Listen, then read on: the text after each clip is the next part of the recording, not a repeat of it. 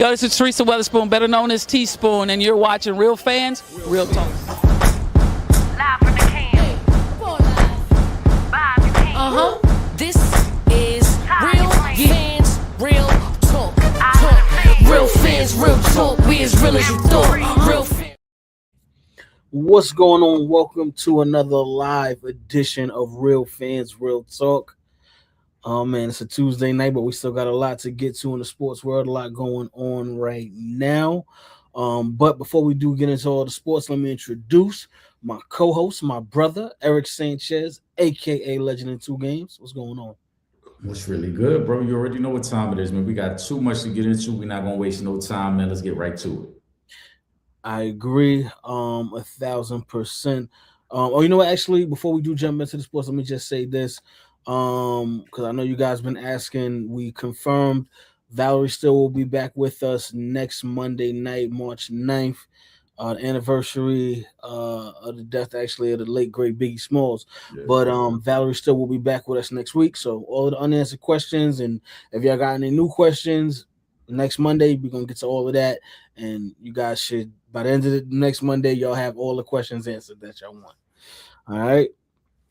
All right, but let me see what we got going on here. See some of these questions. Shout out to Squeezy. He says, "What's the deal with Luke Cornett in the oh my goodness in the Magic City strip club ish?" I mean, is there ever a problem at Magic City? Like, what I know the wings are good, like what and the thighs, I guess too, right, Eric? But that's neither here nor there. What was going on with Luke Cornett in Magic City though?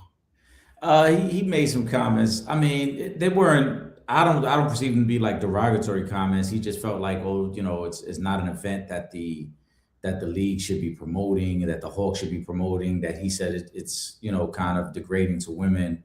So I ain't mad at him. That's how you feel. That's how you feel, bro. You ain't got to go. You ain't got to show up, but let's not pretend that Magic City is not ingrained in the culture of Atlanta. Let's not pretend that the city of Atlanta and the fans of the Hawks aren't excited for this type of event. So, it is what it is. You just got to deal with it. Listen, that's his personal opinion. It is what it is. Right. Personally, I don't mind. Everybody's entitled to their opinion. That's it. Every once in a while, but that's again, that's neither here nor there. Really quick football news. Kyler Murray was released. Well, it's not official. It'll be official, I believe, on the 11th when the league officially, the new year of the league. Where do you think Kyler Murray lands? Well, I will make that a two-part question. Where do you think he'll land, and where do you think will be the best fit? I don't know where the best fit will be for him because historically he's played his best football when it's not like a structured environment, kind of like when it's backyard football, where he's scrambling around, and there's no such offense that lets you do that. That's all broken plays. That's all as things break down, defensive players out of assignments or maybe break the pocket, but. Where I think he'll land will be interesting because there's going to be a lot of people that say, the Jets should sign him. I don't think the Jets should or will sign him because the Jets are in tank mode for next year. And next year's draft class is already projected to have anywhere from 10 to 12 really good quarterbacks in that class next year. Probably highlighted by Dante Moore in Oregon and Arch Manning coming out of Texas. So a lot of teams who need a quarterback may not really be interested. And wherever he goes, it might really only be on a one-year contract anyway. If he wants to win, I mean, maybe Atlanta, if Atlanta wanted to bring him in.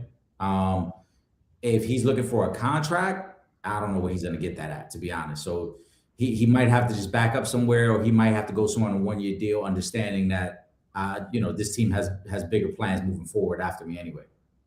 What do you think about Minnesota? If he goes there, I think he's better than JJ McCarthy, but if he goes there, he has to understand that they're still going to cater towards JJ McCarthy. Remember, JJ was a first-round pick for them. They're not going to give up on JJ McCarthy after 1 year. He's going to have to compete and kind of beat him out for the job, which is very possible. Mm-hmm. But again, the odds would be stacked against you because you're not what they consider their future. JJ McCarthy was a first-round pick. He's only 2 years in of what's going to be potentially a 5-year contract. So they're going to try everything in their power to make it work with JJ McCarthy. He would have to come in there and almost like the way Mike Vick went into Philly that time where he knew it was McNabb's team, but I'm going there hoping to like kind of win this job from you. Something like that. Well, I mean, listen, it worked out for Michael Vick in Philly. Maybe right. it might long term it worked out. Right. It could. I mean, I think Kyler Murray, the one spot that probably makes the most sense is probably Pittsburgh. They don't have a high first round pick. They have never been in the business of just tanking, so they're not just going to look to tank. Even if Aaron Rodgers come back, Aaron Rodgers is probably in his last year regardless. So that might be the best spot for you to go to. There you go. Let me go to Kyrie's question. Shout out to Kyrie. He says, "What a night for Unravel playoffs last night. I admit I haven't tuned in much, but I loved it." Is he referring to the game where Paige and them went off? Is that the playoff game last night? I saw highlights. I didn't see the game either. Okay, yeah. I mean, listen, it's great for women's basketball. Okay, it's just more exposure, and you're getting a lot of the stars, the WNBA stars, who are now getting ready to start the WNBA season playing in the Unrivaled League. I love it for women's basketball. I think it's done so much. I think it's done more than they even thought that it would do for women's basketball, especially here in America to kind of fill the gap or some of the gap in between the WNBA season. Because it's not like the WNBA plays 82 games like the NBA. So it's a shorter season. So there's a lot more time in the calendar year before you kind of get back to seeing the professionals, the women's basketball players. So the Unrival gives you that opportunity now at a different point in the year to still see some of those stars like a Paige Buckers, like an Angel Reese playing in the Unrivaled League. Right. Yeah, kudos to them. As Kyrie mentioned, I didn't tune in, so I'm not going to pretend. I only saw it through highlights, but shout out to the women for doing their thing and being able to get that additional bag without having to go overseas. Absolutely. And speaking of shout outs, since we're talking about the WNBA, definitely want to shout out Kia Clark, CEO of the New York Liberty. She showed us some love the other day, so definitely want to kick that back out to her. We're gonna see if we can get her locked in on Real Fans Real Talk, get her in for an interview, see if we can pick her brain a little bit. I'm sure she has a whole lot to say about women's basketball, the WNBA, the New York Liberty, and so big shout out to her. Let me go to this next comment. Can a healthy Nuggets team win the title? I don't think so. I'm just like, obviously, the season has caught up to OKC, but I still see them as the best team in basketball. And I just don't think that, even a healthy Denver Nuggets team has the depth to beat this OKC team. I think we got to look at it differently this season because I do believe that both sides, East and Western Conference, are wide open. Pause. And what I mean by that is, OKC is probably the best team. Mm-hmm. But if OKC matches up with San Antonio probably can beat them in the series. We know they can. They beat them several times during the regular season. Mm-hmm. Same thing on the East side where Detroit is probably the best team, but I don't know if Detroit matches up well with certain teams in the East in a playoff series. Mm-hmm. So can Denver win it? Yeah, I think they can if they're fully healthy. Now, again, it's all about matchups, but you're talking about them having potentially the best player in the league, if not one of the top 3 guys in Joker. The supporting cast is really, really good because Jamal Murray has always played well in the playoffs. Once they get Aaron Gordon back, once they get Christian Braun back and everybody else, Peyton Watson, they've got a really good supporting cast. So I think they can go on a run, but it's really going to be about matchups. They lost a game to Minnesota the other day. Minnesota's had their number for like the last 2 years. Ant-Man gives them a lot of trouble. Nas Reed had a big game against them. DiVincenzo knocked down a lot of threes. And then Bose Highland gave him, I think, almost 20 off the bench the other day. That was on Saturday or Sunday, actually. Mm-hmm. So matchups are going to matter. I don't think Denver would have trouble playing against San Antonio because they played San Antonio really well this year. But they seem to have a lot of trouble with Minnesota, and that's dating back to the past couple of years. Right now, Denver's in the 5th spot, but really there's only one game separating 5 and 3. So if Denver had to play Houston, I think they could beat Houston. If Denver had to play San Antonio, I think they could beat San Antonio. But if they had to play OKC or Minnesota, they probably can't beat those teams. So anybody has a shot. I just really think it's about who you match up with and how healthy that other team is. Chauncey is back in court right now, and saying he's facing a lot of time. They're saying he could be facing decades in jail. What you talking about? Chauncey Billups. The whole, the Oh, whole team. no, because we were talking about the Nuggets and he just went to Chauncey. Oh, yeah, no, my bad. I'm sorry. But yeah, I'm transitioning. I'm all over. But nah, just because it just had popped up, and I'm just thinking that's kind of crazy, man. Like, I mean, I say I don't want nobody's, no time. I mean, unless you do some serious stuff, then yeah, you can go and sit for a little while. But decades, man, to throw your whole life away, and you talking about NBA champion, Finals MVP, made the transition into coaching, Fringe Hall of Famer. Yeah, and then this is just like, it's tough, man.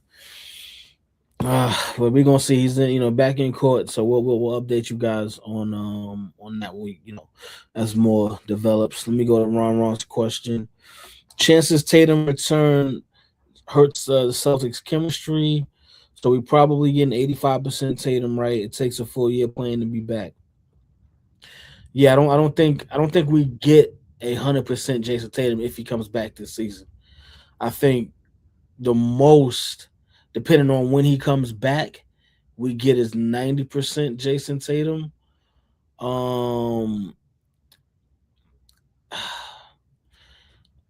If you try to force him into the starting lineup, I think that would definitely hurt the chemistry. But if it's a situation where he's coming off the bench, maybe playing like 20 minutes a night, I guess that could be, somewhat of a boost to them if he is at 85 to 90% though. If he anything lower than that, then I'm saying I think it's going to be dead weight.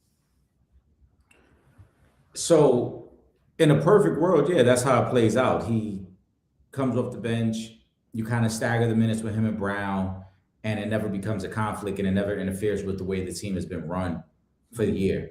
But this is not a perfect world. This is real life, and you're dealing with real egos. And there's nobody who can tell me that Jason Tatum is not watching what's going on right now and isn't a little jealous that this is happening without him. And that's not to say he's jealous of Jaylen Brown. He's just jealous of the fact that it's happening while he's not there. Mm-hmm. And as we talked about, me and Will talked about this on Wednesday, Jaylen Brown's already the Finals MVP of this team. He's already the Eastern Conference MVP of this team. Jaylen Brown right now with a lesser supporting cast is having more success than Jason Tatum ever had. There's never been a season where Jason Tatum can say, hey, I averaged 30 points a game and the second best player on my team was Derek White or Peyton Pritchard. It was always Jaylen Brown as the number 2 guy. And for years, that's why we debated who was really better. So now that Jaylen Brown is having this moment as the number 2 seed in the East, he's going to be one of the top 3 finalists for MVP. Jason Tatum's got to wonder what his place is with this organization now. That's just the human element of it. And nobody can tell me any different. You're looking at a guy who basically everything that you worked hard for and everything Jaylen Brown has worked hard for, it's happening for Jaylen Brown. It's not happening for you right now because you're sitting on the sidelines. So to think he's just going to come back and be okay with playing 20 minutes a night and coming off the bench, I don't think it goes that way. Yeah. I don't think it goes that way at all. I think there will be moments of just going back to old habits, right? It's my time to go. It's my time to get shots. It's my time to hunt defenses. Mm-hmm. And there's going to be friction there. The tough part here is going to be finding the minutes that they can really be on the court together. Yeah.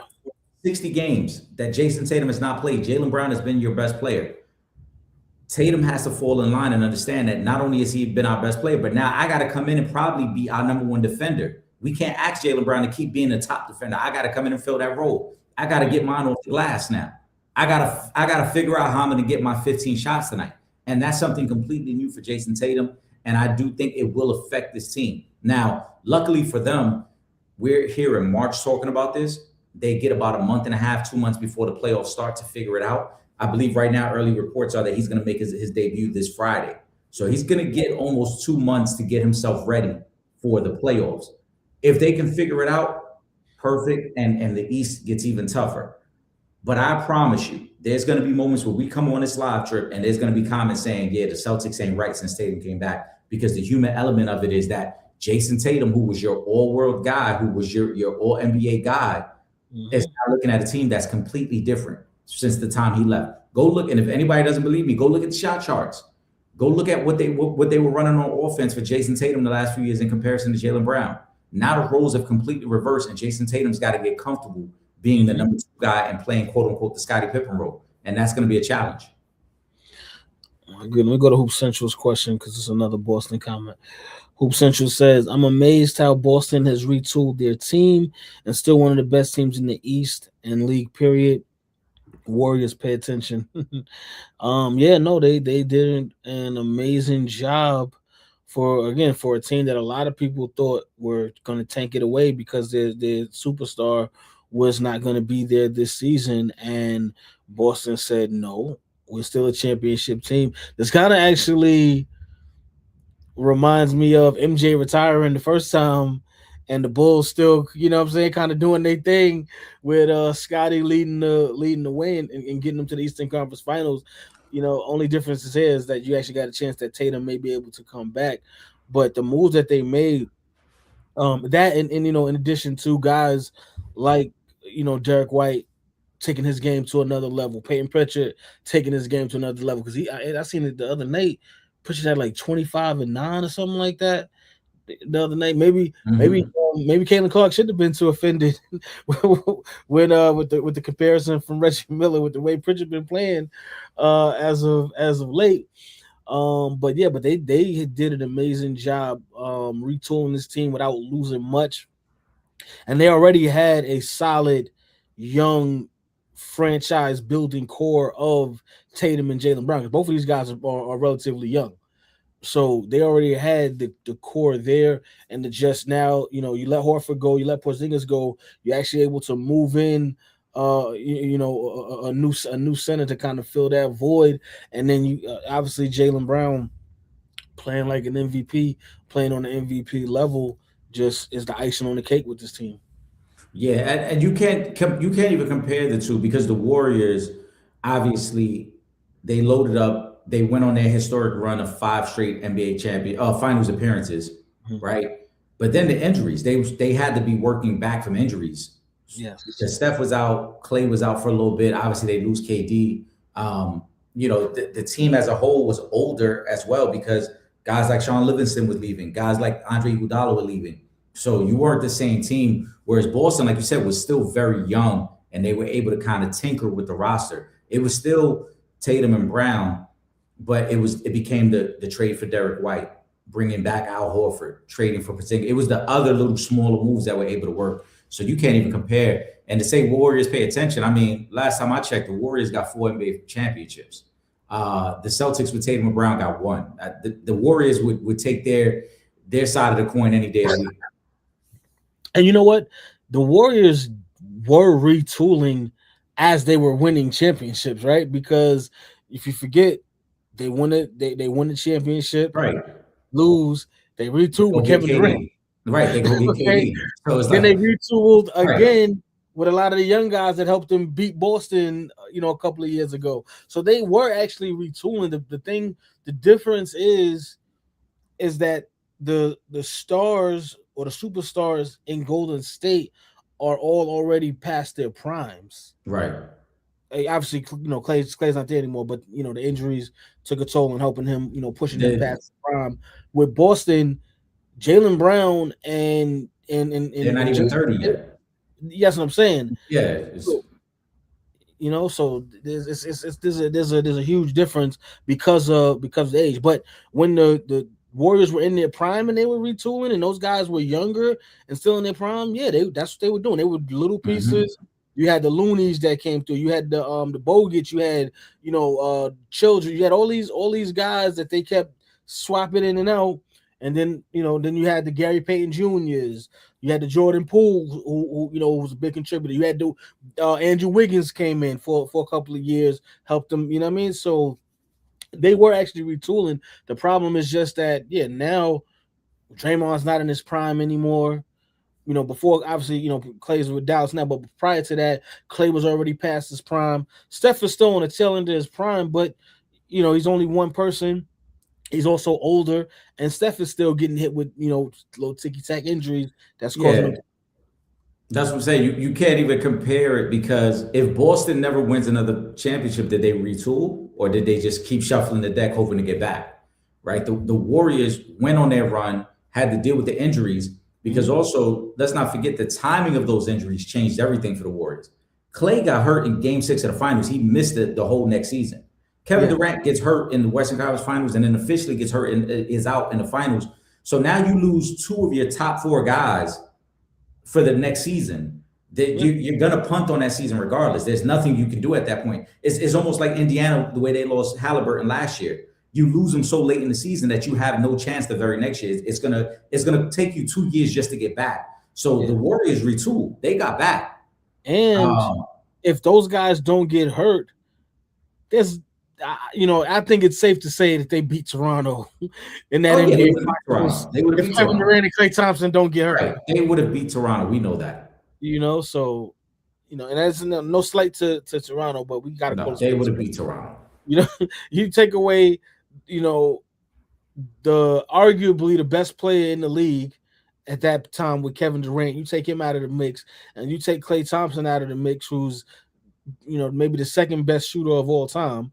You take those 2 guys out of the mix, and now you got just Steph and Draymond.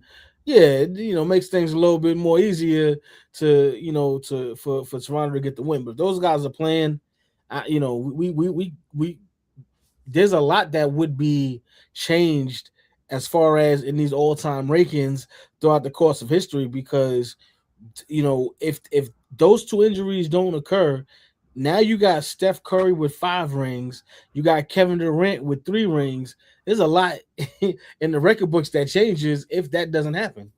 Yeah, I mean, you're talking, and I also think it would have been a lot tougher for KD to leave. Like you just came off winning 3 straight finals, and KD, more than likely KD would have been Finals MVP 3 straight years. You could you could say, oh, you want him and Draymond ain't getting along. But when you sit down and cooler heads prevail, it's like, yo, we just won 3 straight, and we're still all in our prime. Like, why would we want to go for 4? Right? Like, why wouldn't we want to do something that no team has ever done? Why wouldn't we want to go for 4 right now? Exactly. So, history changes. I think that finals, there's a lot of pieces to that finals, because Golden State should have won, first and foremost. We know that. The way we look at Kawhi probably changes if they don't win, right? Because Kawhi was going to leave regardless whether they won or lost. But Kawhi at that point would have only been a one-time champion, and we probably don't look at him the same. And maybe the Clippers don't even make the moves they made around Kawhi if the Raptors don't win. But also, to me, one of the biggest what-ifs was that year Houston had a chance to beat Golden State without Kevin Durant. If Houston goes to the finals, they would have probably won the finals that year. The best 2 teams were the Rockets and the Warriors. That changes James Harden's legacy, because James Harden and them, they should have been able to beat the Warriors without Kevin Durant. They couldn't do it. And then they end up watching Toronto. Right, Chris Paul gets injured, but then they end up watching Toronto beat a injured Warriors team. And they had to be feeling like, yo, that was our chance to go to the finals and win it all. I agree. Yep. Let me go to Imani. She says, shout out to Imani's pops too. She says, did you all see the ish between Luka and JJ Redick? JJ seems like he could be an a-hole. I saw it. I'm not really gonna put too much on it, because players and coaches go at it all the time. We literally, one of the other stories right now in the NBA that was a hot topic is Anthony Edwards going back and forth with his coach, and after he took that shot, obviously he made the game winner. But you know what I'm saying? So this is something that happens. I'm not gonna put too much on that. I wouldn't call JJ that, because what the real friction is there is that Luka is ready for it to be his team, and JJ has that affiliation to LeBron. Mm-hmm. let's call it what it is. JJ is the head coach because of his connection to LeBron James. And so if you look at the start of the clip, LeBron tries to dap Luka up. Luka already kind of has an attitude. Then JJ tries to talk to him. So I'm sure behind the scenes, there's frustration with Luka and JJ with how things are going this season. Luka may feel like, listen, you have not officially handed me the keys to this team yet. You guys are still spoon feeding LeBron. Y'all not handing me the keys. And now every time I come to the bench, I got to wonder what you and LeBron are thinking, what you and LeBron are trying to plan for this game. So I think there's frustration. I wouldn't call him, an asshole like Amani did because I don't know him personally. I just think this is the level that they're at and the level of frustration that the Lakers are at right now with their season. All right, let me go to Hoops Hype's question. Hoops Hype says, are the Warriors currently the worst run team GM wise? Jimmy Butler was a great pickup. They seem to rather pick up old players past their prime. Just look at their roster since they drafted them young boys and never developed them. They got Porzingis and Al Horford. How does Curry just stay there? Okay, first of all, there's a lot of stuff going on here. But no, I mean, and just to answer the first part of that, GM wise, no. And for reasons that we literally just spoke about, right? Because, it's the same GM that was retooling the team. It's just that guys get older. Now, yeah, the Jimmy Butler trade didn't work out, but it didn't work out not because Jimmy Butler wasn't playing well. It's just the injuries hit them. But when Jimmy Butler was in the game, he was playing well. So it's not like he came over here and was averaging 5 points, 2 rebounds, and 1 assist, and they were looking horrible with him there. He got injured. Steph is injured. So I'm not gonna blame the GM for that one. Now, if you want to blame the GM for the draft picks, because a lot of those guys did wind up being bust. A lot of those guys that they drafted, Jordan Poole. We saw what happened once he left the team. Gary Payton's Junior's been all right, but he's not no star. What's my man named the center, Eric, that they drafted with the was it the 3rd pick or the 2nd pick they had that year? James Wiseman. James Wiseman did not pan out. You know what I'm saying? So, and was a highly touted draft pick. So it's, you know what I mean? Like every draft pick is not going to be a Steph Curry. It's not going to turn into a Clay. Like you're not going to just hit like that. You know what I'm saying? All the time. And so in this situation, yeah, a couple of those young guys didn't work out. But no, I definitely don't think it was team GM wise. I have 4 championships under that guy. Hoops Hype. I know you know ball. I know you watch a lot of basketball. This is a bad question, bro. Because to ask, are the Warriors the worst run team when the NBA currently features the Brooklyn Nets and the Sacramento Kings? Come on. We know who the worst run teams are, and it's not the Golden State Warriors. Now, if you're frustrated that they're not competing more right now during Steph Curry, quote unquote, it's still his era. It's still kind of his, I'm not going to say it's his prime, but he's still very, very good. You could be frustrated with that, but you also got to keep things in proper perspective, though. As Trip highlighted, some of those draft picks came during the COVID era where you couldn't even go to see guys play. So you weren't sure of the guy you were selecting. James Wiseman played, I think, 4 games at Memphis when they selected him. And that was based more off of potential than did they know what he was actually going to be. James Wiseman at this point is out of the NBA. So obviously the Warriors weren't the only team that thought he wasn't good enough because the other 29 teams don't think he's good enough to be in the league as well. All right. You guys have this infatuation with Kuminga. And I know Kuminga's playing well in Atlanta right now. But let's not act like Kuminga was lights out his whole time in Golden State. He has struggles there. Moody has not played well in Golden State as well. So the draft picks just haven't panned out for them. And the Jimmy Butler trade was a trade made out of necessity. If you want the Warriors to compete, if you want the Warriors to kind of keep it afloat, they had to go get another veteran. They did, and then Jimmy got hurt. He said, I don't think he really meant the worst. I get what he's saying when the GM left, the Warriors went down. Well, I mean, you could say that about every team. Any team who gets lucky enough to draft a generational guy like Steph Curry. I mean, what you think you're going to draft Steph Curry every year? You're not getting Steph Curry every year. Like, look at the GM who drafted LeBron. What did he do after LeBron left? We forget that he drafted Anthony Bennett. We forget that Tristan Thompson was a lottery pick. Like a lot of these lottery picks are good, but you draft them based off the potential. You hope they become something. But it's only a handful of guys that really come out of the lottery and become like really impactful, influential guys who they now can say, all right, this guy's a part of my roster for the rest of my tenure. Look at the way the Cavs drafted after LeBron left. All those lottery picks they had, the only one of them that ever really panned out was Kyrie Irving. Dion Waiters was a journeyman off the bench. Anthony Bennett might be the worst number 1 pick of all time. Tristan Thompson was a journeyman. He should have never been a lottery pick, but he was, right? They traded Andrew Wiggins to go get Kevin Love. Andrew Wiggins was a good player. Did he ever live up to the hype? Number 1, no. So realistically, all those guys that the Cavs drafted after LeBron, only one of those guys really became an all-star caliber player. Yeah. That's how the league works a lot of times. You're not going to hit on every draft pick. And most of the time, the guys that you get are guys that are just good in a rotation. They might be good for your team. They might be good as a 6-man, but you're not going to hit on most of those guys. The dilemma that the Warriors had was that they had all that success. Like I said, they went to 5 straight. When you're going to the finals, you're not drafting high. You're drafting at the end of the first round. So most of the guys you're drafting are not impact guys. The moment Klay Thompson got hurt, Steph got hurt, they didn't have the guys to come off their bench to fill that need. Look how long it took the Thunder to get back to where they were after having KD, Russ, and Harden. Yeah. Right? It took them years to get back. Yeah. They had to make multiple trades to get back. So to criticize the GM because it's like we're trying to stay afloat. On one hand, if they tank it away, people would be upset that you guys aren't trying to win a championship with Steph Curry. So if we try to stay competitive and you make the move for Jimmy Butler, then people get mad because it's like, oh, but now you haven't developed the young guys. You're never going to really be able to do both. You're not going to be able to develop young guys and compete for a championship. That's not how it works in the NBA.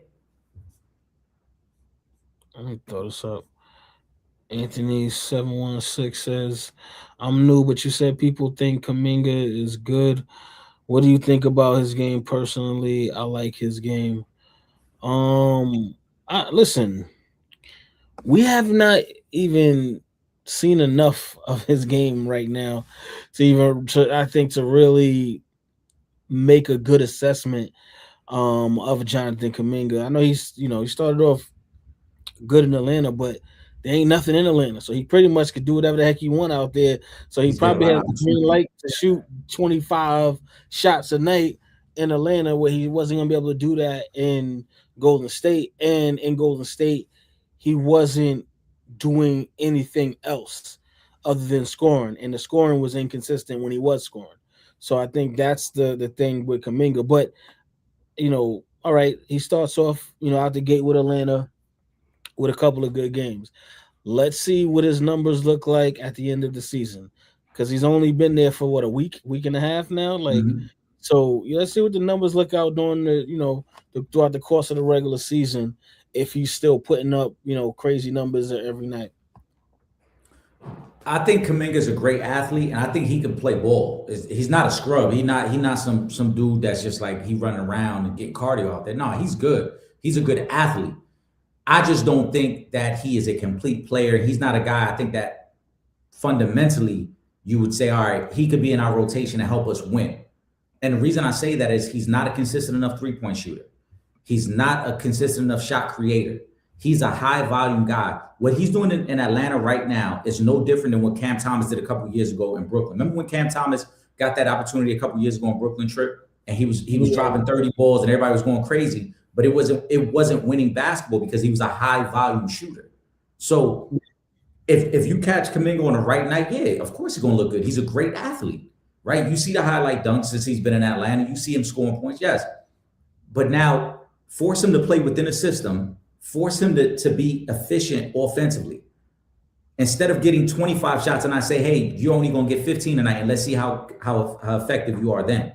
So to me, I don't think you can win games with Kuminga. Jonathan Kuminga, to me, reminds me of a guy like a Zach LaVine.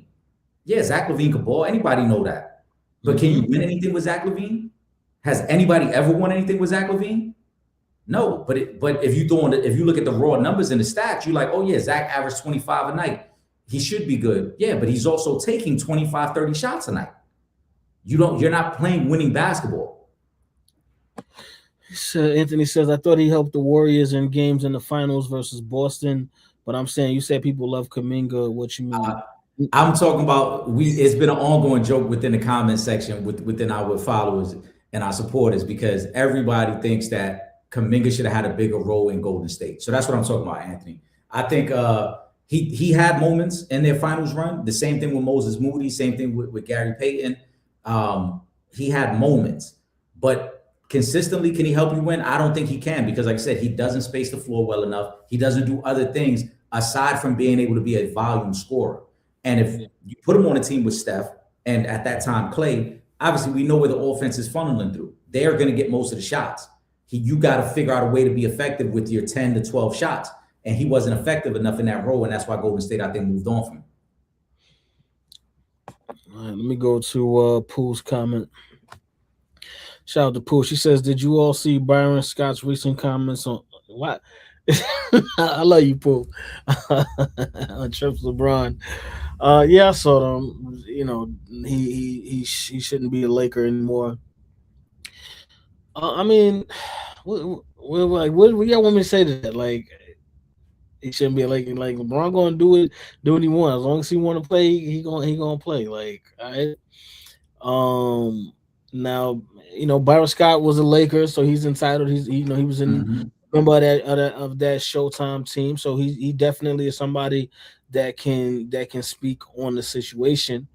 But I will say this: I don't think nobody was telling him he need to get up out of LA when he was in LA, and it wasn't like, you know what I'm saying, he wasn't no star. Now he was all right. He was a good role player, but he wasn't no star, nothing like that. So I know nobody ain't say nothing like that to him. So. Well, I think what he's referring to, and it's something that we talked about before too, it is time for LeBron to move on, right? It's Luka's show. LeBron is not a Laker lifer. He's not a guy who was drafted by that team. We know when LeBron went there, it was for an opportunity to try to win another championship, but also for the business side of things. Because when he went there, the Lakers were super young. They weren't a title contender at the time when he got there. So we know what Byron Scott is really saying. I don't view it as hate, and I don't feel it's him taking a jab. He's saying what we've been saying. LeBron and the Lakers need to break up. It's Luka's time. It should be Luka's show, and LeBron should do either his farewell tour in Cleveland or go to another team that he feels can compete for a championship. It's nothing different than what we've been saying, Trip. If LeBron is truly about trying to win another championship, he could have easily gone somewhere else this offseason. He didn't have to take the $51 million from the Lakers. He could have took far less and gone somewhere else. If it's about a farewell tour and you want to go to Cleveland, then go ahead, go to Cleveland. You don't have to stay in LA. But this constant dance of like, no, this is where I want to be. Keep in mind, for the last 3 trade deadlines, the Lakers have had to release a statement saying, oh, LeBron is saying he doesn't want to be traded. Why do we need to know that LeBron wants to be traded unless that's a conversation that you guys are actually having behind the scenes? So Byron Scott is not saying anything different than what we've already been talking about. Let me go to Deontay's. Deontay says reports say Rashid Shaheed and Mike Evans linked to the Bills. I will tell you this much: the Bills need as much help at wide receiver as they can get. Both of these guys. Well, you know, Mike Evans, we know what he's done over the course of his career. The only thing about Mike Evans is he's been getting injured and missing chunks of the season, these past couple of seasons. So, you know, I'm not sure, you know, if he's not going to be healthy, because now you're talking about he's going to be even another year older. I'm not sure if he's going to be the answer. And I was also hearing rumors about Shaheed going to the Raiders as well. I heard about that as well. But again, the Bills need as much wide receiver help as they can get. So Shaheed to Buffalo makes a lot of sense. Mainly because I think Seattle, they just came out today and said they're not going to franchise tag Kenneth Walker, which means they're trying to work out a deal with Kenneth Walker. They think they can work out the deal. Shaheed might be the odd man out of that situation. So him going there makes sense. Buffalo with Mike Evans, to me, doesn't make sense because Mike Evans has been a lifer in Tampa. Why would you force your way into Buffalo to learn a whole new offense? Yeah, I think he stays anyway in I Texas. think he does too. I agree. Like you said, between the injuries, between just the way where he's at in his career, he doesn't have anything to prove. He's gonna go into the Hall of Fame. I think he stays there, and I think he just signs maybe a 2-year deal that'll be his quote unquote farewell tour. But Rashid Shaheed is going to get a lot of interest from teams because of his ability to stretch the field as a receiver, but also you saw this year he had some big time special teams touchdowns. The kick return against San Francisco, the punt return against the Rams. So he is a guy that's going to get paid this offseason. Absolutely. And he deserves it. Get that check.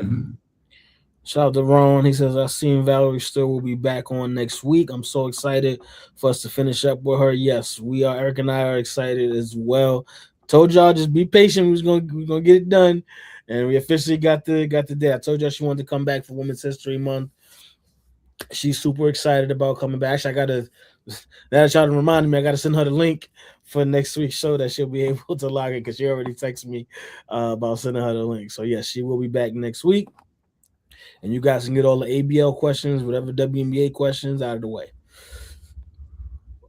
All right. Let me go to where we at? Oh, okay. Wrong. Y'all see Kaminga balling out. Got a big ass Kool-Aid smile on his face, man. It's crazy. Y'all two the only ones that semi-side with her. No one's saying he an all-time great, but he got benched 10 plus games. Again, when we spoke about Kaminga and him being benched, we said it's because he doesn't do much of anything else besides scoring. And even with the scoring, it's inconsistent. So if you're on the court and the one thing that you do is score and we can't get you to score, then what do we have you on the court for? Now you're just taking up a spot from somebody that could actually be contributing. Now, we all said this. We had this same thing. Not Eric and myself, but oh man, Jordan Poole, he's gonna leave the Warriors and he's gonna go to Washington and he's gonna be what was it that and this my man's in them KG said he gonna be an all-star with the Washington. Those words came out of Kevin Garnett, the Hall of Fame NBA champion, Defensive Player of the Year, MVP. Kevin Garnett even said that, and we saw what happened once the dust settled. Things started to cool off. It was like, oh, you know what? Man, Jordan Poole wasn't really that good. That's why I said let the season go by. All right. Right now, Kaminga has the green light. Do what he wants. He can shoot how many times he wants. He's getting his shots up. So, but is he gonna be consistent? Because again, it's gonna come in them games when he ain't gonna make them shots. And then that's when we're gonna come and revisit this conversation. Because even if you go back, right, he had a couple of games, he had a couple of 20, 17 games, but then he had a couple of games where he went 1 for 5, 4 for 12, 1 for 10, 3 for 10. Like, so it's the inconsistency with the thing that he does best, which is scoring. That's the problem. But we're gonna wait at the end of the season. We're gonna reevaluate and we're gonna have this conversation. Well, like I said. The 3 teams they played, right? They played the Wizards twice. They played Portland yesterday. He's played well. This team is built around.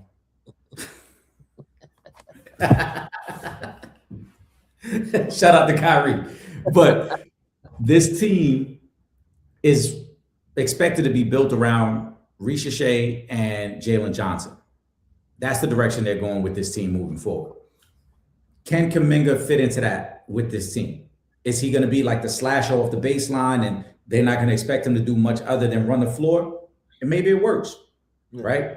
Like I said, I'm not saying Kaminga can't play ball. He's a super athlete. He can finish around the rim. We know that in open court, he's exciting. We understand that. But we also know that in order for you to be a really productive player in this league, you got to execute in a half-court offense.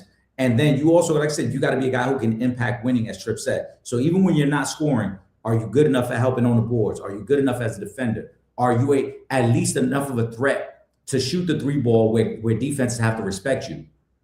That's what we're going to see over time. So right now, what he's doing reminds me exactly of what Cam Thomas did in Brooklyn a couple years ago. when Cam Thomas was going off, everybody, but you got to give him more playing time. You got to do more for him. And everybody else that was kind of watching was like, nah, it's really just they kind of rolling the ball out and just letting him shoot at this point. You know what I'm saying? He's taking 30 shots a night. What's going to happen when he can't do that? So that's what I want to see. Nobody else did that could score. So yeah, you're gonna get that. Right. That's what I'm saying. So now I want to see when they play better competition and Atlanta has those guys on the floor. Because like the other night when Kuminga had 24 points, Jalen Johnson only played 6 minutes that night. I think got hurt in that game.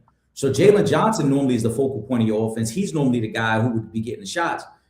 He wasn't there. Let's see what happens when Atlanta has their guys on the court and Kuminga has to kind of fall in line. And even if you look their last 4 games, right? They play Portland. And these are the good games. This guy, all right, 20 versus Portland, 17 versus Washington, 27 versus Washington, and then he didn't even have that much versus Dallas. He only had 10 points versus. He didn't play against that. He didn't play against Dallas. So that was I think, but that was his last game in Golden State, is what I'm saying. Oh yeah. So his first game in Atlanta was the Washington game. So he had the 27, he had the 17, and he had the 20. So this is 3. You know what I mean? Like none of these teams is even sniffing at the playoffs. So listen, it is what it is. But like I said, we're gonna give them to the end of the season. Anthony says, who should win Rookie of the Year at this point? See, normally in a situation like this, I would say go with the Blue Devil. But since both are, yeah, exactly. So since both of these guys are both, former members of my favorite college basketball team, the Duke Blue Devils, I'm honestly right now, I'm gonna say co-Rookie of the Year. I wouldn't be mad at that. I'm going to say this, though. I think Con Knuble is going to win it. I think Cooper Flag has been great, but Con Knuble breaking that 3-point record, easily breaking that. Mind you, he's already broken it, and it's still a month and a half, almost 2 months left of the season. Yeah. And then also, Charlotte's probably going to break their playoff drought. He's a big part of that. So I think Con Knuble is going to win it based off of those things. He's been great, though, as well. I'm not trying to make it seem like it's only a narrative. He has been great this season. No, yes. This reminds me of the LeBron Melo rookie year. Come on, why you always got to do this, Trip? It reminds me of that. This is why the comment section, the comments is going to flood because they're going to be like, Trip had to find a way to bring LeBron into the conversation. You know what? All right, fine. Let's go to the next comment. We're going to the next comment. All right, we're going to Hoop Central. He says the Hornets been balling. Can they make the playoffs? Brandon Miller might be their best player. He's stepping up. Yes, he is. He is he's doing his thing, and I'm happy for him. You're right. He may be. They're gonna be in the playing game for sure. They're playing the Mavs tonight as well. That's a good one to watch because you got the 2 rookies going at it. Mm-hmm. They're gonna be in the playing game. That is a foregone conclusion because the other teams have already punted on the season, right? Pacers ain't playing for nothing. Brooklyn ain't playing for nothing. Wizards, Bulls, maybe the Bucks. Maybe the Bucks are trying to get in, but I think ultimately Charlotte's going to get in, and then I think they're going to find a way to get to the 8th seed. So it'll be interesting to see them. I would love to see them play Detroit just because of the styles. Detroit is a better team, but the fact that Charlotte likes to get up and down the court and they shoot a lot of threes, I think that would just be an interesting series to watch just because of that. Yeah. Me see, I'm only gonna put this up because the comment came up. Eric, tripping. Melo should have won rookie of the year. I mean, see, I know a lot of the argument, is Denver made it to the playoffs, that year. But they also had a playoff caliber team too. So I'm not gonna jump out the window, with that one. But I think part of that is again, the storylines. Braun with the averaging 25 and 5, and the only person to do that before him was Michael Jordan. So that was a big deal. So there was a lot. Like I said, I wouldn't have been mad with co-rookie of the year, but it is what it is. At this point, history's already been written. We can't go backwards. But for this current rookie of the year race, there's enough time for both of these guys to put their mark on the Rookie of the Year award. So I'm interested to see. And tonight, actually, people are going to come out of this game depending on how these guys do in this game, and that's the talk is really going to start to heat up about who's going to be or who should be Rookie of the Year. Yeah, I agree with that. And I do think even then, if they would have gone co-Rookie of the Year, I would have been okay with it. It's crazy. I got to send you the clip. There is an old clip that surfaced with Braun and Melo after their rookie year. And it was after, because Braun went to one of the playoff games in Denver. And it was after the season, and he said himself, he acknowledged, he said Melo probably should have won Rookie of the Year this year because making the playoffs as the leading scorer on a playoff team is tougher than anything I did. And that was, Braun said that himself. Yeah. He said, I would trade, because they asked him, they said, would you trade Rookie of the Year, to make the playoffs? He goes, oh, yeah. And then he ends off by saying, I actually think he probably should have won it because to be the leading scorer as a rookie on a playoff team was probably tougher. Let's see. Squeezy says, I am very I just thought about I'm very geek. Misto's coming back. We are too, man. We excited about this one. Let me see. Pooh says, Steve Kerr says, I don't know if LeBron James changed the game as much as Steph Curry. Do y'all agree? Here's the thing. I think they both changed the game, but in different ways, right? Steph changed the game from the standpoint of every kid wants to be a three-point shooter now. I don't care if you're 7'5", if you're 6'2", everybody wants to be a three-point shooter, and that is because of Steph Curry, right? Now, where LeBron changed the game is player empowerment and the moves that he was making and changing the narratives and changing the course of how teams are being put together. Going to Miami and building the big three, coming back to Cleveland, building a big three, and kind of really, from that respect. And one of the other things that Braun did that had not been done before is becoming the first billionaire while playing in the NBA. So I think they both had a really big impact on the game. So, but Steve Kerr, and whatever. LeBron changed the business of the NBA, without a doubt.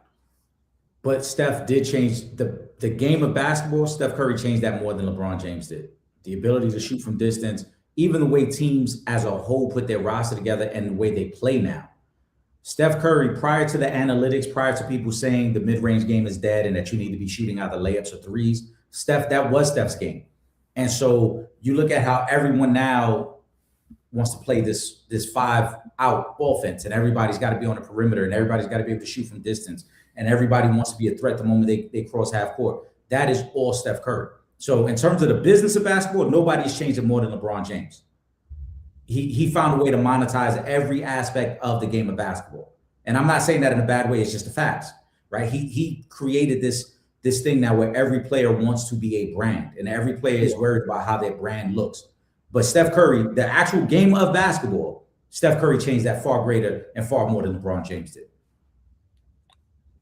Hold on. Will said winning Rookie of the Month every month was enough for Melo to win Rookie of the Year. One of the biggest WTF moments in sports. Yeah, but Braun also got Rookie of the Month every month too, because you got to think they're in two different conferences. So that you can't. That argument is kind of null and void. Hold on. Who Central says Chip? I think they're talking about on the court, not off the court. Yeah. What has changed in terms of on the court? Yeah. Well, technically, the player empowerment does change what happens on the court, though, too. To a certain extent, but that's to me that's still the business of basketball. Yeah. Player empowerment, player movement, linking up with guys. That's still the business side of it. Like I said, the way the game is played, nobody has altered it more than Steph. Let me see. Kyrie says, "Did y'all see the Dort play on Jokic? Is he a dirty player?" I mean, I am not like I've not really seen Dort get into too many altercations, so I'm not going to just jump to he's automatically a dirty player based off of one play. Now, if you want to say the play was dirty, okay, but I'm not going to just say he's a dirty player because he doesn't have a track record of being a dirty player. At least I haven't seen that when it comes to Lou Dort. I've just known him to be one of the better perimeter defenders in this league. Yeah, I don't think he's a dirty player, but that play itself was dirty. Now, we can go into whatever took place before then because the game is always chippy. And again, you're talking about two playoff teams, two teams that have won a championship. But that particular play, yeah, that was a dirty play. Let's see. Where should I guess? Oh wait, hold That's on. when we talking about the Warriors, yeah. Hold on, let me skip over here. Shout out to Will Gordon in the building. You ready for? Oh, Kyrie want to know if Will's ready for Trey Young Thursday in DC. Let me see. Okay, here we go. This one's for you, Eric. Shout out to Ron Charles. He says, Eric, how was it at the Senior Bowl? Did you get any good content or chopped it up with the fellas? Absolutely. I put out some of the content when I was still out there, and Trip and I actually did a live when I was out there one day. Great experience. I'm looking forward to going back again next year. My first interview I was out there, I just put that clip out the other day on Sunday, and it was to kind of piggyback what took place at the Combine because Mike Washington Jr., who set the internet on fire, he ran the 4.33 40. He had one of the better Combine performances of all time. They had ranked it as the best overall running back performance, not just his 40, but everything else he did, the shuttle time, his bench press. He was my first interview at the Combine, at the Senior Bowl. So I released that. It was a great experience talking to him. And I remember even telling Trip at the time, like, man, this kid seems like he's pretty special, bro. Like, just speaking to him, how level-headed he was. He was a guy who played 5 years in college, played at the University of Buffalo before transferring to Arkansas. And every year, if you look at his numbers, every year he slowly got better as he got more opportunity. Last year at Arkansas was his first time as a full-time starting running back. He runs for over 1,000 yards, averages 6 yards a carry, had a great year. So he just seems like a guy that's going to be great at the next level as he continues to get more opportunities. Katron Allen out of Penn State is another interview I'll be dropping soon. He was at the Combine. He didn't do his 40 because he's going to save it for his pro day, but everything else he did was good there. And then a receiver out of Baylor that's pretty good. I don't know if they're going to keep him at receiver. He may transition over to tight end because he's a big receiver. Josh Cameron. He was drawing some comparisons to like a Des Bryant type receiver, a big physical receiver, not a speed guy. But he was really good, and it was a great interaction with him as well. So I'll be dropping those, like I said, over the next couple of days. But the first one up with Mike Washington, that's on the YouTube. It's on my TikTok and on Facebook as well. And so yeah, gotta make sure y'all subscribe to all our social media, man. That's a fact. All right, let me see. Who Central says, I believe a great game tonight, Pistons versus Cavs. Yeah. Now again, I can't tell you how this is gonna work once we get to the second round of the playoffs, but at least in the regular season, you can see the impact of James Harden on this Cavs roster. Right. So this is gonna be a really good game with two of the top teams in the Eastern Conference going head to head. Let me see. Okay, here we go. This is a good one here. Shout out to Imani. She says, what's going on with Rashad McCants versus Darren Williams, Ray Felton, Charlie Villanueva? What's the root of this? Why is McCants not liked? Well, apparently he's not liked because he's somewhat of an a-hole, but he had issues with their alma mater, UNC. Mm-hmm. Obviously, he was one of them ones in college. Gets to the league, doesn't really pan out that way. Injuries, and then from a lot of the talk, his attitude kind of cost him longevity. In the league. But this particular thing is just that Darren Williams came on their podcast and he told a story about a workout that they had with Raymond Felton, Rashad McCants, Darren Williams, and Julius Hodge. And apparently during that workout, they claimed that Rashad McCants quit basically during the workout. he said he got injured, but they felt like he quit. Charlie Villanueva had a similar experience at a different workout where he said that Rashard McCants quit. And I'm just based off of watching Rashard McCants and on Gil's Arena this past year. I'm more inclined to side with Raymond Felton and Charlie Villanueva and them guys, because sometimes the stuff Rashard McCants be saying, it just be like, bruh, what are you talking about right now, bro? So I'm more inclined, and since Rashard McCants didn't really, show any receipts to say he didn't make me feel like those guys were not telling the truth. The Rashard McCants thing is funny because really he could have eliminated all discussion. All he had to say was, and for people that don't know the backstory, Darren Williams was telling the story about how they were at workouts and they were running 2-on-2s. Darren Williams was being partnered up with Julius Hodge, who was a guard out of NC State, and Raymond Felton was being partnered up with Rashard McCants. Darren Williams said himself, at the time, he wasn't even doing one-on-one workouts. He would work out for teams, but he would not do like 1v1 types. Yeah. So before they partnered up, he asked his agent, like, hey, are you okay with me doing this? I don't want this to affect the draft stock. The agent was like, nah, you good, go ahead, do it. So they get to starting, and then Rashard McCants, what they say, faked an injury. Now, what made this story so unique is that multiple people have confirmed this story, and then Charlie Villanueva also confirmed another situation where he was at a workout with Rashard McCants, and the same thing happened.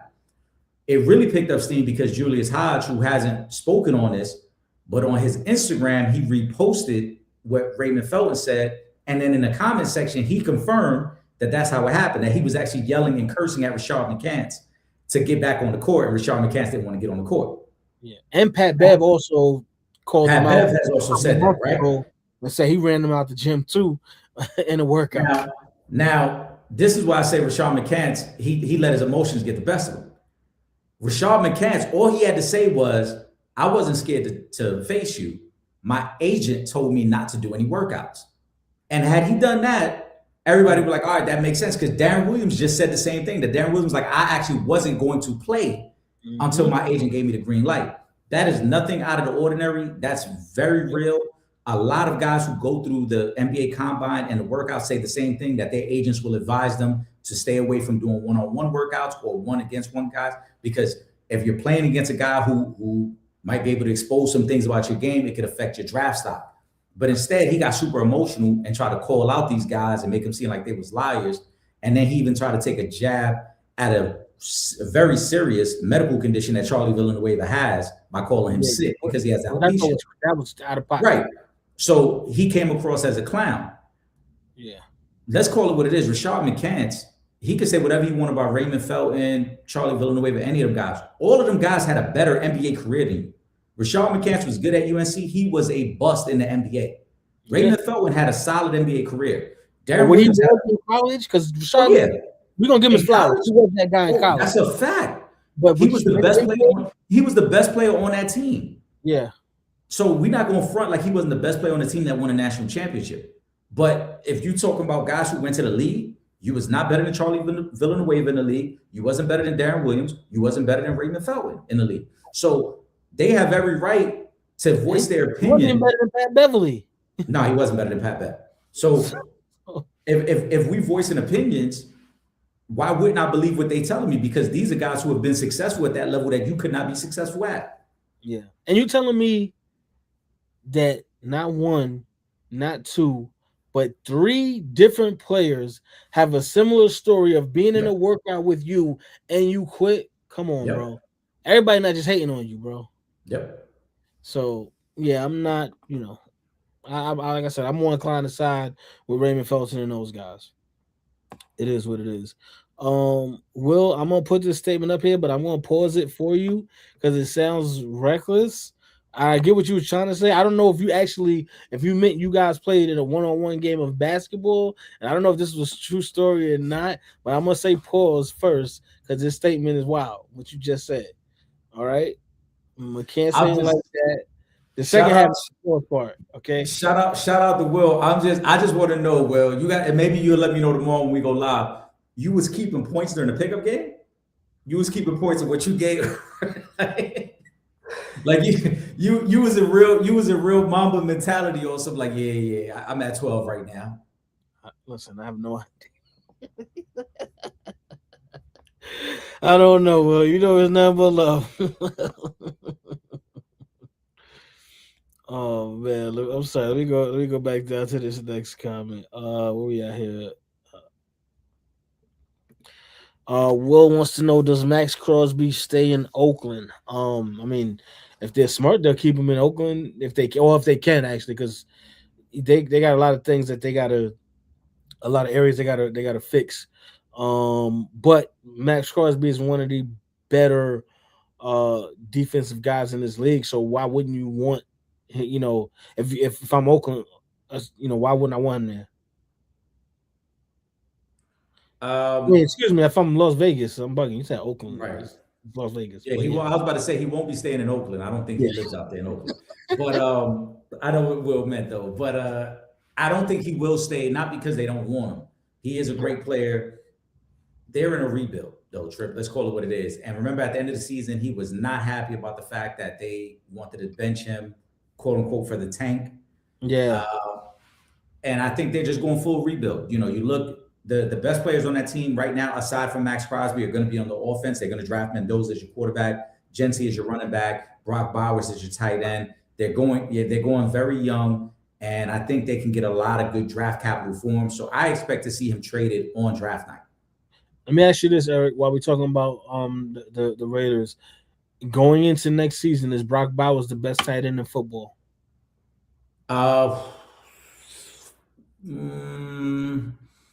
It's a great debate. I'm gonna say no. And that's not to say he's not in the conversation. He is in the conversation. I mean, you're talking Kittle is still great. Tyler Warren in Indianapolis is great. Coming off the injury, he's not gonna start the season. Okay, so you're talking about who we got next year. We got Bowers. We got Tyler Warren from Indianapolis. Okay. We got, I mean, Kelsey's older, so we're not putting Kelsey in that conversation. Yeah. The who- kid out of Atlanta, Kyle Pitts. Kyle Pitts is just beneath them. Kyle Pitts is really good, but he's not on that level yet. So he might be. He might be. I know we're missing somebody. I know we're missing a name. Like if Kittle didn't get hurt, and I knew, you know what I'm saying, I would give it to Kittle. Tucker Kraft from Green Bay is really good. Really good too. But I don't think he ain't doing with. Nah, Tucker Kraft was putting up big numbers last year before he got hurt. Okay. He was putting up big time numbers. That's what I'm saying. We're missing. If you want to go Brock Bowers, I'm okay with that. I'm not mad at it. I just think that there's a lot of good tight ends. Yeah. Like I said, that put up big numbers. And Brock Bowers last year was injured a lot. So we're talking about Brock Bowers from his rookie year. We're not really talking about what he did last year. Yeah. All right, let me take this last comment from Kyrie. Then we're gonna get to the final thought. The kid that left USC, is it true?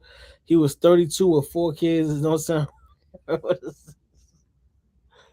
Yo, I really hope there wasn't nobody in college at 32 years old with 4 kids. That's crazy.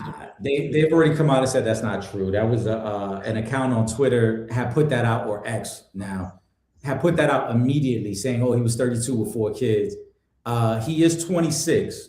Okay. That is a fact. But the reason he was dismissed from the team, Eric Musselman, the head coach, has already kind of hinted at it. There were some issues between Chad Baker and the coaching staff. And in his last game with USC, I didn't see the game, so I'm not going to pretend like I saw when it happened, but they're saying that he basically quit on the team, that he checked himself out of the game and then refused to come off the bench.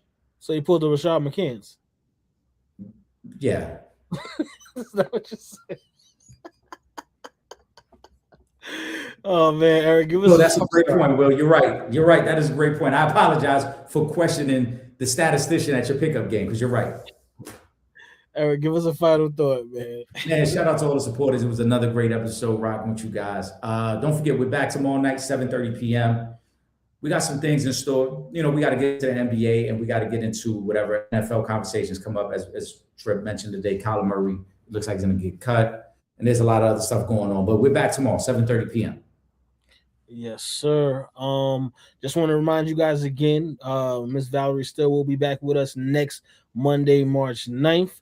So get your questions ready because we're gonna get to everything next week, and we're gonna close that chapter in the Real Fans Real Talk and Valerie Still book next week and get to the rest of your questions. Thank you guys again for the continued support. Um next week or two, we're gonna talk a little bit of Bowling for Peace because we're going on the 10th anniversary of Bowling for Peace. It's gonna be a big year. The celebrity basketball game is gonna be crazy this year. You guys know we sponsor the dunk contest every year. So that's going down. So we'll have more information about that coming soon.